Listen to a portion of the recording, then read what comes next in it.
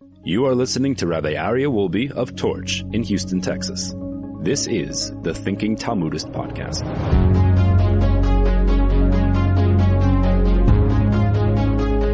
My dear friends, welcome back to the Thinking Talmudist Podcast.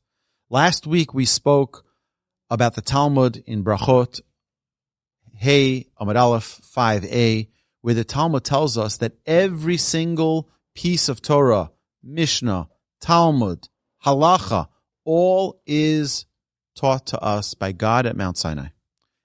Moshe kibel Torah Sinai. Moshe received the Torah, all of the Torah at Sinai, and then gave whatever he could. The Maharal tells us, one of the great commentators on the Mishnah, says Moshe wasn't God.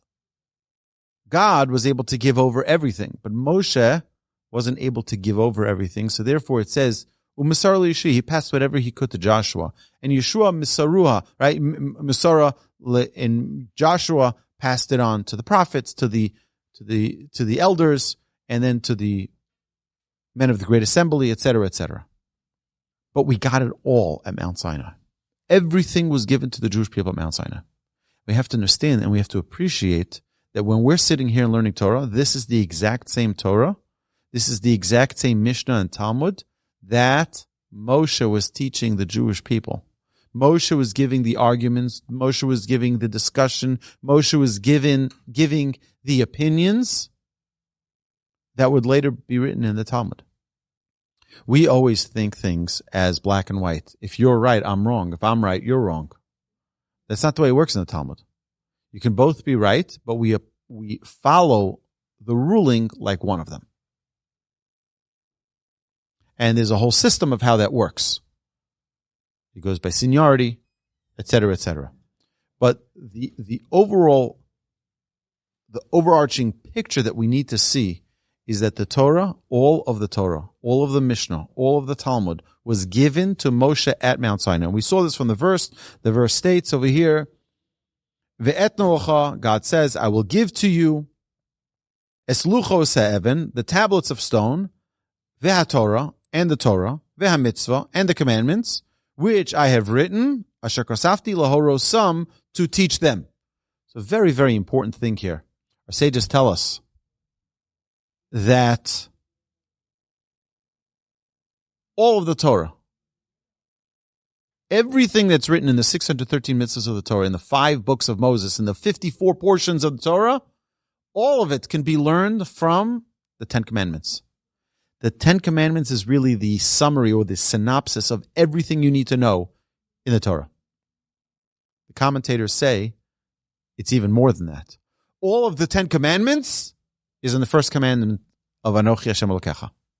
And all of the first commandment is in the first letter, Aleph. That means if a person really understood the depth and the meaning of even one letter of the Torah, one letter, the letter Aleph, which means master, Aluf, you would understand the 10 Commandments. You would understand the first mitzvah. You would understand the 10 Commandments. You would understand the 613 commandments of the Torah. You'd understand the 54 portions of the Torah, the 5 books of Moses, all of the prophets, all of the writings, all of the Mishnah, all of the Talmud, all of the Halacha, everything, if you just understood one letter. One letter. It says that when Moshe ascended up to the mountain, what happened? What did he see Hashem doing? He saw Hashem crowning the letters of the alphabet. I mean, come on. What is God doing? He's putting a crown on the alphabet. We know there are certain letters. Shatnez gets Shin, Ayin, Tes, Nun, Zayin, Gimel, and Tzaddik. These 7 letters have crowns on top of them. Hashem was busy putting crowns on top of these letters. Well, what's going on over here? So, of course, these are very deep Kabbalistic concepts. But the idea that we need to understand is that every single letter is a world unto its own. Letter. Which is why our sages tell us the mere fact that we look at the Hebrew letters brings wisdom into our lives. Otiyot machkimot. The letters themselves make you smart. Let alone the learning, the understanding, the toil. Just the letters themselves. So the Talmud here says unequivocally, that all of it was given to Moshe at Mount Sinai. So let's see over here what the commentaries say. Since the Mishnah usually teaches the basic commandments without expounding upon them, the verse refers to it simply as mitzvah, commandment. God is telling us that in addition to the Chumash, to the Torah, He will also give us the Mishnah, and that it too should be studied. So we know that everything that was given to the Jewish people in the Mishnah has to be sourced. It must be sourced. For those of you watching online, I'm just going to share here a diagram that we've had many times. And those of you who are listening on the podcast, I'm going to try to create an image for you in your mind. So imagine if you have a triangle where the point of the triangle is facing up. That's Mount Sinai, so to speak. And on top of Mount Sinai, what did we receive? We received the 2 tablets. We have the 10 commandments. 5 of the commandments were the laws between man and God, and 5 of the commandments were the laws between man and man. And they're equal. If you don't treat your fellow man properly, you're not treating God properly either. It's not just a phrase. It's a fact. If you don't treat God's creations properly, you're not treating God properly. That's the underlying principle of the entire Torah. Love your fellow like yourself. Because if you really loved God's creation, it's an indication of your love for the Almighty. So that was given at Mount Sinai. Those are the principles. But over the next 40 years, Moshe was giving over the Torah to the Jewish people. Everything that he learned at Mount Sinai, everything that God taught him, he was able to now give over to the Jewish people. And over the next years after Moshe, from Joshua on, it was the prophets, 8 prophets, and the 11 writings. And those are the 24 books of Tanakh. Those are the 24 books of what we call the written law. And then you have the oral Torah. And what is the oral Torah? The oral Torah, like we explained, is the Mishnah, the Midrash, and Kabbalah, of course. But the Mishnah and the Talmud. The Mishnah is written in code. It's one of the things that in this Talmud class we've invested a tremendous amount of energy to understand that you don't make up things. Rabbis don't make up laws. Rabbis have no authority to institute new laws without it being sourced in the Torah. Even washing our hands before we eat, which is a rabbinic law, so to speak, is sourced because we see that Abraham and his servants, before they ate, they washed their hands. He made them wash their hands. We see in the temple, before there was service, before they went to eat from the offerings, they had to wash their hands. So we see that the precedent is there. The sources the rabbis bring is all based in the Torah. So even if there is a rabbinic decree, it wasn't a decree before, it wasn't a law before then, the rabbis were able to institute it based on what is in the Torah. So you have the Mishnah and you have the Talmud. And the Mishnah is written in a form of code. It's like, you know what happens in the background of your computer? You're a computer programmer, right? It's a lot of code. And unless you have the program to untangle that code, you won't know what's going on. You'll turn on your computer, it's like something's not working. Yeah, maybe there's a little virus in that code. Someone put in a code that's not accurate. So then there's a virus, and then it affects everything. Nothing in your computer works properly. The code of the Mishnah is so critically important because when the Talmud dissects the Mishnah, the Talmud explains the Mishnah, the Talmud goes into the very, very arduous process of verifying the source for everything written in the Mishnah. And almost every single piece of Talmud after a Mishnah will say, Mina Hanimili, where do you know this from? You're telling me something. What's your source? Don't just tell me words. I want the source. And unless you have the source, we're not going to accept it. The Jewish people don't just say things, don't just accept things because you said it. So you're a rabbi. Big deal.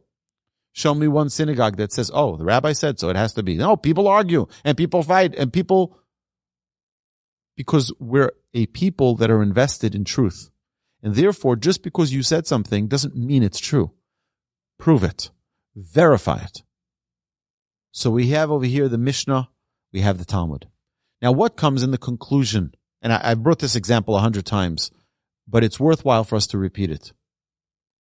The first Mishnah in all of the Mishnah begins the following way. Me'ematai korin et Shema be'arvit. From what time do we begin reciting the Shema in the evening? So Mark, let me ask you a question. Does that make sense to you, that question? From what time do we say Shema? There are so many assumptions being made in that question. It's like, so Mark, when are we going skiing? What? We're going skiing? I didn't know we're going skiing. We never talked about, like, what do you mean? From when do we recite Shema? Where do we know that we even recite Shema? There is this underlying assumption being made. So that's the way the Talmud will attack that Mishnah. And the Talmud would say, what are you talking about, Shema? Who even said you say the Shema? Who said that you recite the Shema? The Talmud now says, let me explain. The verse says that you should read the Shema every morning and evening. Now I know the source. So now let's go back to your question. From what time do we begin reciting Shema? So when is the beginning of evening is your question. And the Talmud goes in to explain it. Again, the Talmud needs to source everything. So the Rambam did an amazing, amazing work. The Rambam knew all of Torah. He knew all of Mishnah. And he knew all of Talmud. And then what he did was he gathered together all of the conclusions of each piece of Talmud, and he put it into a very, very organized 14 books of the Yad HaChazakah. And if you look over here, my dear friends, the 14 books of the Yad HaChazakah, and the Rambam very clearly outlines all of Jewish law. Now, this was very unpopular. There were many people who were very angry at the Rambam. Who are you to start codifying all of Jewish law? He went through all of the Talmud, based on all of the Mishnah, which is sourced in all of the Torah, and all of those conclusions of those discussions and those arguments, the Rambam put in an organized fashion. So you open up the Rambam will say a person is obligated, this is the way he starts, right? A person is obligated to recite the Shema every morning and evening. Why? Because it says in the Torah, the conclusion of all of the Talmud in an organized fashion. Now, the reason why people were opposed to the Rambam, just so that your curiosity is cleared from this, is because, think of it like this. Till now, till the Rambam came along, you had to really study all of Torah, all of Mishnah, all of Talmud to know how to conduct your life as a proper Jew. The Rambam created a shortcut in their eyes. In their eyes, what you're doing is you're taking away the scholastic element, the Torah element, by just giving them the answers. What do? Look at the Rambam. They'll tell you what to do. What happened to the study? What happened to the toil? What happened to the labor of learning through the Torah? People are just going to skip, and people are just going to take the shortcut. And people didn't realize that the Rambam was ahead of his time, and that people needed to know how to live their lives as well as to learn. So what happened is that the Rambam very quickly became the hottest item. After it was burnt in public squares, the rabbis burnt it because they said, this is crazy. We're going to take away all of the study. People are not going to learn Torah anymore because they just have the conclusion. This is what I do. But they're not going to know why. They're not going to have all the reasons. They're not going to have all the foundation of Torah and Mishnah and Talmud. Exactly, the sweat equity. And then the Rambam, who passed away in 1204, eventually, 300 years later, was codified in what's known as the Shulchan Aruch. The Shulchan Aruch is the teaching of Rabbi Yosef Karo and Rabbi Moshe Isserlish, who together, the Ashkenaz and Sfard, came together and put together what we know as the Shulchan Aruch. And the Shulchan Aruch is the modern day code of Jewish law to what is applicable. It means the Rambam wrote what was also not applicable in our days. For example, he wrote about all the offerings. He wrote about the service in the temple, the Kohen's detailed tasks, the offerings, detailed tasks, etc., etc. Every single detail the Rambam wrote about. The Shulchan Aruch says, let's deal with what's practical today. What's applicable today? And then we have, for example, the Mishnah Berurah written by the Chavetz Chaim, who passed away in 1934, where he made it even more simpler for us to understand how to live life. But you know what the common thread of every single thing that's written in the Mishnah Berurah, in the Shulchan Aruch, in the Rambam, in the Jerusalem Talmud, in the Babylonian Talmud, in the Mishnah, in the Kabbalah, and in the Midrash? There's one common thread. Every single word needs to be sourced. And there's no such thing as someone writing something in a Jewish book without a Torah source for it. Bringing a source from some self-help book isn't legitimate source in the Torah. Bring a source from the Torah. I remember one time, many, many years ago, I was about 17 or 18 years old, and I came up with a Jewish thought on the parsha. I came up with an idea. I was very excited about it. And I came to my rabbi, and I said to my rabbi, I said, I have this idea, and I shared with him my thought. And he says to me, what's your source? I looked at him, what do you mean, what's my source? I'm the source. And he brushed me away. It was a very important lesson. Find the source. If it's not in a source, don't give me your own ideas, your own thoughts. Torah has enough bandwidth to support a lot of your thoughts as well. Go find it. Go through the hard work finding the source for it. Don't come to me with ideas that are nice ideas perhaps, but unfounded. Judaism does not accept rabbis making up things. It must be sourced in the Torah. This is such a fundamental principle. Every single word you find in the Mishnah is sourced in the Torah. Every single word in the Talmud is sourced in the Mishnah and then in the Talmud, then in the Torah. And the same thing with halacha, the Rambam. The Rambam, you look at every single halacha, every single law written in the Rambam. In every single halacha, there is a source to the verse in the Torah that it's backed up with.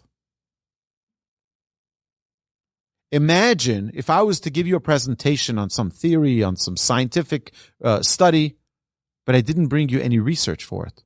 Well, I'll tell you, right now people are still suffering from something called long COVID. People who have had COVID and never stopped having COVID. And it caused them a lot of respiratory issues. So imagine I came up with a theory and I start presenting, this is the authoritative view on long COVID. They're going to say, what are they going to say?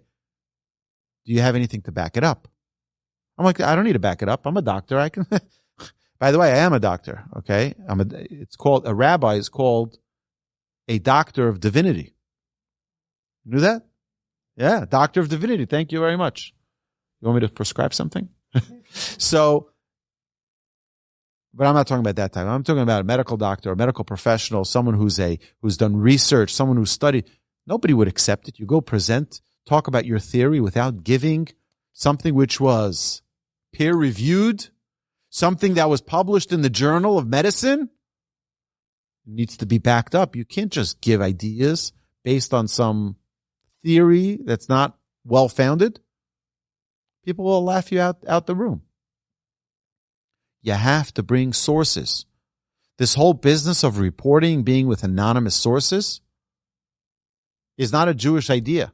You need to have sources for everything in Judaism. I think one of the most challenging parts of writing a book today in Jewish thought is finding all the sources for everything.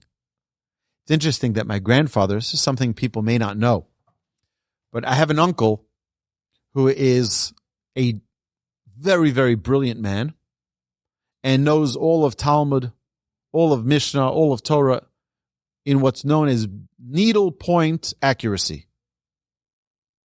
You know what needlepoint accuracy is? Is that you can take your finger and put it on top of the book at any point of the page and say, on page 40 at this line, what does it say? That's how accurate his knowledge of the Torah is. He can tell you exactly how many times it says Rabbi Akiva in Tractate Yoma. Unbelievable. He knows every single... There's a story that we mentioned previously of Reb Chaim Kanievsky of blessed memory. It's almost his yahrzeit. He passed away right before Purim. And he also had that kind of grasp, knowledge, thorough understanding and memory of the Torah. And someone once asked him a question, where's the source for this? And he goes through, he says, it's not in the Torah, not in the prophets, not in the writings, not in the Mishnah, not in the Talmud, Medrash. Oh, there might be a Medrash here and there. And he knew exactly where it was. He says that's where it is located. So when my grandfather wrote his book, my uncle went over the book as a proofreader to give the sources. My grandfather would give quotes, but he wouldn't remember which exact midrash it was written in or which exact Talmud it was written in. And by the way, there were many times I've had a lot of experience teaching in many different congregations, and I've had sometimes even rabbis, sadly, mock and make little of, it's midrash, like it's fairy tales. The midrash is not fairy tales. The midrash, in order for it to be part of our library as a people, to be part of our heritage, needs to have sources that source it in the Torah. There's background to it. There is a direct Masorah, a direct transmission of where this information comes from. It's not just tales. It's not just stories. It must be sourced in order for it to have any validity whatsoever. And it's unfortunate that some people don't recognize, don't understand that Judaism is not just, a bunch of statements from rabbis. An analogy that I would give many times about this is the manual for a car. Anybody who drives a car, the first car, kids get when they're in college, they get a simple car. They get a nice little Toyota Corolla, a Honda Civic. And then, they start their business and they become a Fortune 500 CEO and they buy their first luxury car. And they go to a BMW dealership and they get this really beautiful new luxury car. They pull out of the parking lot of the dealership, the ultimate driving experience, the BMW. When is the first time they're going to open up the manual in that glove compartment? The first time they'll open it is when they get to the gas station, because they suddenly see, 1 second, there's the unleaded, then there's the super unleaded, and then there's the super duper whooper, I'm a rich guy unleaded. And it's $1 more. And he's like, what type of gas do I put in? He opens up the manual, and the manual says, Mr. BMW tells him, put in the super duper rich guy unleaded. And he looks at the price. He's like, are you crazy, Mr. BMW? You're telling me to spend more gas in my car? It's my car. I earned the money that I spent on this car. You're not going to tell me what to put in my car. And what's Mr. BMW going to say? Go right ahead. Put in water for all I care. I don't care. It's your car. But as the manufacturer, I'm telling you what's best for this engine. As the person who put that engine into that car, if you want to experience the ultimate driving machine, put in the octane that we tell you to put in. So let me just ask you a question. Who's the manufacturer of this world? As the Ramchal teaches us, and all of our Torah teaches us, this world was created for pleasure. What's the ultimate pleasure machine? The Jewish person who has a Torah. The Torah was given to us by the Almighty. That's the manual. You open up the manual. It says, you know what? Keep kosher. You look at the price. You're like, what? I'm going to spend. And here's the amazing gift. I'm telling you. Whole Foods is the greatest gift to kosher. Whole Foods is the greatest gift to kosher. I'll tell you why. You see, till now, people said the Yetzer Hara in the back of their like, that's ridiculous. I'm going to pay the rabbi tax. I'm going to pay the extra $5 a pound on kosher meat. Are you crazy? Comes Whole Foods and it's $26 for a box of cereal. And everyone is running to Whole Foods. Why? Because a doctor, without any research, by the way, if you read the New York Times had an article about organic food. They did hundreds of studies, not a single proven benefit. Not one. But a doctor said, it might be better for your health. Everyone runs to Whole Foods to spend $26, but to spend an extra $1 or $2 or $3 on kosher? God doesn't know what he's talking about. What does God know? But the doctor, he knows, right? God says, this, put in the better fuel. It'll be a better experience for you. Because people think that food is physical sustenance. It's not true. Food is spiritual sustenance. The food you eat is your spiritual self. And the way in which it was prepared is the food for your soul, our sages tell us. What comes when a person eats non-kosher, by the way? You know what happens? The Talmud says, foggy brain. You're not able to think spiritually. You're not able to connect spiritually. It's timtum alev. You get a fogginess in the mind, not being able to discern of holiness and spirituality. I wanted to share with you something that really hurts me and pains me as a Jew. So as many of you know, I mentioned this off the record. I was interviewed by the Meaningful People podcast, and they made a bunch of these clips, little short clips, and they posted them on Instagram. And one of them is a quote where I'm talking about the devastating reality today of intermarriage, where intermarriage is destroying our nation. It's destroying our people, where many people today don't know that they're Jewish or don't know if they're Jewish. And it's becoming increasingly more difficult for students on campus, where you can have a Mike Friedman who's not Jewish. You can have a Martinez who is Jewish, because this one's mother is Jewish, and this one his mother is not Jewish. He takes his father's name, and seemingly the Friedman is Jewish, but he's not. And seemingly the Martinez, one would think, is not Jewish, but is Jewish. And it's becoming increasingly more complicated. If I can tell you, sadly, the amount of hate that is written on that post on Instagram, I'll tell you to what point. I don't mind if someone says, listen, I want to do what I want to do, and this is just the way it is. I have no problem if someone says that. It's none of my business. It's their relationship with God. What bothers me and what saddens me is when a guy writes over there, what's the problem with intermarriage? Intermarriage is perfect. My wife is Christian, I'm Jewish, and we raise our child half Christian, half Jewish. What's the problem? It's that fogginess that people don't even see clearly anymore. What's the problem with it? You could talk even with the whole lifestyle discussion of people, who they marry and what, that used to be a very cut and clear moral and value that people had. And with our culture, it's become more and more blurry, where people don't even know what's right and wrong, where people won't even talk about it. And you know what? It's not our discussion, because everyone here at the Torch Center is always welcome. We welcome everyone. Anyone who wants to learn Torah, will never put anyone down. We'll never talk about any of the movements, because that doesn't exist in our world. In our world, anyone who wants to learn about Judaism is the most holy person in the world. Anybody who wants to learn, anyone who wants to grow, we say that there are two types of Jews. I know people think there's Reform, Conservative, Orthodox, Reconstructionist, all of these other types. It's not true. I don't buy any of it. It's all nonsense. There are two types of Jews. There's a growing Jew and there's a stagnant Jew. And I can show you in every one of those, quote, labels, movements, people who are growing Jews. And I can show you in every single one of those movements, people who are stagnant Jews. And what we're trying to do as an organization is get every Jew to be a growing Jew. Every Jew to be a loving Jew, a passionate Jew. And that's our goal. That's our mission.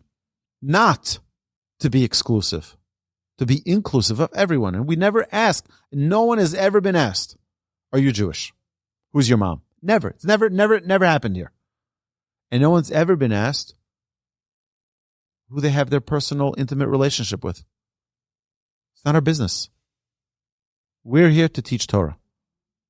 We're here to teach the Torah that God gifted us with, that manual to maximize pleasure in this world. So we had a little bit of an introduction from the other rabbi, so it ate up some of our time. Hopefully it was inspirational and meaningful.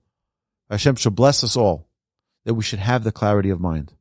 We should have the ability to connect to the Almighty in every area of life, whether it's our simple things like eating food, to recognize that the food is a gift from Hashem and infuse ourselves with that holiness and spirituality, or it be our study of Torah to realize and feel that connection. This week is the holiday of Purim. The holiday of Purim is one of the holiest days of the entire year. The power for prayer, the power for our prayers to be fulfilled on Purim. It says, Kol haposhet yad notnim lo. The special gift of Purim is that we give charity to everyone. Anybody who stretches out their hand, we give them charity. Our sages tell us that's not only the mitzvah that we do for others, that's what Hashem does for us. If we stick out our hand, we daven, we ask Hashem for anything in the world, notnim lo, Hashem gives you from heaven. Whatever we ask for on Purim, it's a very powerful time for prayer. My dear friends, let's utilize this special power. This Shabbos is Shabbos Zarcha. We're going to take out 2 Torah scrolls from the Ark. We're going to read the entire portion of Tetzaveh with 7 aliyahs. And then we have one more aliyah for Shabbos Parsha Zachor. We're going to read to remember Amalek. Amalek is any time you have an inspiration and someone tries to remove that inspiration from you. That's Amalek. Amalek attacked the Jewish people as they were leaving Egypt. They left Egypt. They're so inspired. They're like, wow. Boom. They try to attack the Jews. Let's not lose our inspiration. Let's keep it going.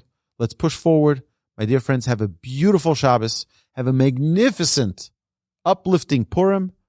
And I look forward to Talmud again next week. Shabbat Shalom.